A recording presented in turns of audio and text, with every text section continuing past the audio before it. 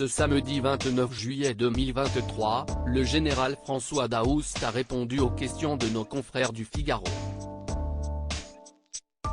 L'expert criminalistique y évoque notamment une piste accidentelle, probable selon lui dans la région du Haut-Vernay où le petit Émile a disparu depuis 3 semaines maintenant. Si est une affaire qui tient en haleine la France entière mais aussi et surtout les habitants du Haut-Vernay, hameau des Alpes de Haute-Provence où a disparu le petit Émile depuis le 8 juillet 2023 durant une réunion familiale. Un petit garçon de 2 ans et demi décrit comme particulier et débrouillard, suiveur de papillons, que les enquêteurs ne pensent malheureusement plus retrouver en vie désormais. Après s'être exprimé sur RTL, évoquant selon lui la dernière possibilité de retrouver le garçonnet vivant, le général François Daoust, expert criminalistique, a pris le temps de répondre aux questions de nos confrères du Figaro. Dans cet environnement, on peut tout imaginer. Mais ce serait oublier l'environnement immédiat.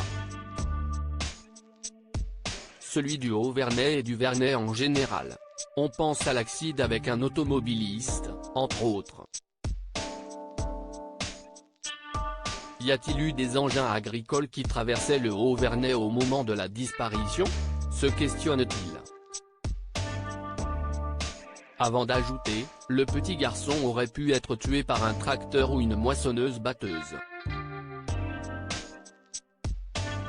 Sans même que le conducteur s'en aperçoive. Il arrive que des petits animaux soient avalés par ces engins sans que le conducteur ne remarque quoi que ce soit. Alors que les restrictions dans le village excèdent parfois les habitants de la région, certains ayant vécu des pertes financières dues à la fermeture des lieux pour les besoins de l'enquête, François Daoust évoque la possible piste familiale tandis que les proches d'Émile restent silencieux. Les enquêteurs s'intéressent évidemment à l'environnement familial. Ils se penchent dessus d'abord pour savoir si est une famille normale, équilibrée, où il n'y a pas de tension ou un divorce dans l'air qui motiverait un enlèvement, voire un crime. Tout est possible. Les tantes et oncles du petit Émile sont par exemple très jeunes. Est-ce que le petit garçon les aurait suivis alors qu'il allait en pleine nature et qu'il se serait perdu? Ou y aurait-il eu un accident lors de cette sortie?